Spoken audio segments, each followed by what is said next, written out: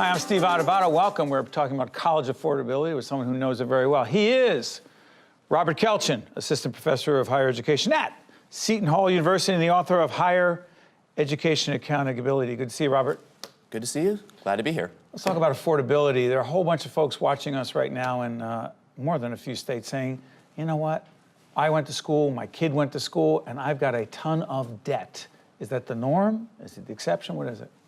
There's a lot more debt than there used to be. The typical debt for someone with a bachelor's degree is about $37,000 right now. But if you went to graduate school, or if you went to an expensive private college and your parents helped you pay, that's where you see $80,000 to $100,000 in debt or even more. And graduate, by the way, I should disclose that our son is in graduate school at Seton Hall as we speak right now, and I can attest to what you just described. The whole thing is that people think they know. Some people think they know what it costs to go to college, but then they face sticker shock. Describe it. Colleges charge different prices to different people, but the way they do that is they set a high price as a sticker price for everyone, and then they'll give you grants or scholarships based on financial need, academic ability, whether you're good at sports or something else. And you end up with students paying a whole range of different prices. But the concern with that is some people may get scared away by seeing that high sticker price and not going through applying and actually seeing the discount that they'll get. Let's talk about this a little bit. Can someone or a family with a child, with no longer a child, going to school, are there any ways that they could realistically, tangibly reduce the cost of higher education? The best way to do that is to finish on time. Most students for a bachelor's degree do not finish in 4 years anymore. Why does that matter? Because you pay for an extra year, plus you're not out working full-time for an extra year. So you have the actual tuition price, you have living, and then you have the opportunity cost of not working. So if a student says, you know, and again, we're not talking about illness, we're not talking about a family situation. If a student says, you know, I'd like to chill this semester. I'd rather not have the pressure of having to study, you've got exams. I want to just take this semester. Parent says? You shouldn't do that. You should take as many credits as you reasonably can, and even if it means you work less and take more classes, even if that means you borrow more in a given year, if that gets you through faster, it probably means less debt in the long term and more earnings in the long term. That's interesting. I often think about the majors that people choose, students choose. If someone chooses art education and his or her parent says, you know, art education, how much money can you make in the field of art education? The student says, but this is what I'm passionate about. This is what I care about, whether it's music or whatever it is, or political science, the social sciences, if you will. Does it matter that much what the major is? A, in terms of income that's potentially earned, but B, shouldn't it be, loaded question I know, what the student's really interested in? It matters a fair amount what students major in, but what I'm more concerned about is, can you make a decent living? If you don't care just about income, if you're happy making $50,000 a year or $90,000, then you can major in most fields and do okay. But if you're about making as much money as possible, then you choose your major much more carefully. How about you making 80 or 100 grand and you're miserable and you had the right major to help put you in a position to meet the right people, to be in a field that's attractive, but you hate your job? It's not going to be your job for that long then.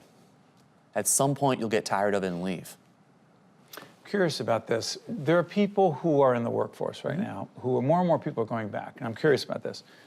Are more and more people going back who have been in the workforce, not traditional students, if you will, in terms of age, but going back to get a degree, an advanced degree, whatever degree they didn't get before, or are they just going to go without matriculating? Most people are going to get a degree or credential. And the big growth right now is people pursuing graduate degrees, people going for undergraduate degrees. That gets much larger during a recession, when you may not be able to work as much or you need that credential to get your foot back in the door. But right now, it's much more at the graduate and professional level. Next recession, we'll see more growth at the undergraduate level. Robert, it's interesting. The title of your book, Higher Education Accountability. Accountability to whom? I wrote the book looking at accountability to everyone. That colleges think about accountability sometimes, that they're trying to respond to the federal government or responding to the state or accrediting agencies or what even the public wants. But they often don't think about these pressures all together and sometimes pushing in different directions. And that's why I wrote the book. But isn't primarily the question of accountability about accountability to students? The goal is to protect students. And accountability, say, from the public is really focused on students. Accountability from the state, for example, may be focused on students. It may be focused on economic development needs. Yeah, I'm curious about the whole community college question. As we do this program right now, in the spring of 2018, Governor Murphy's talking about proposing free community college. Do you think it makes sense? There's a strong argument to make for it in terms of, for many students, community college is already tuition free, but the price tag is still about $200 million. Okay. And I don't know where they're getting that money from. The other part of this is, as we do this program, there's always a presidential tweet, if you will, coming out. Georgette, help me on this, who's in my ear. Actually, the president tweeted recently that community colleges are, I'll paraphrase, you can check it out, are more like vocational schools. Now, people can decide for themselves, is he right? He's half right. So community colleges serve two purposes. They serve workforce training in the short term. If you want to learn basic accountancy, welding, things like that, community colleges are a great choice. Are they also not a stepping stone for those who go to four-year schools? That's the other function. Okay, so that's not an accurate tweet. It's half true. Respectfully, if you leave the other half out, which is that it gives people an opportunity to go to a four-year school, the people can decide for themselves, but there's an accountability question in how we communicate as well. And so Robert Kelchen is the author of Higher Education Accountability, and your publisher is? Johns Hopkins University Press. Go out there, check it out. And Robert, I want to thank you for joining us, because all of us, one way or another, are affected by either through taxes or through our own children going through school. By the way, one more thing to disclose, Seton Hall University is, in fact, one of the underwriters of this independent nonprofit production company. We'll be right back right after this.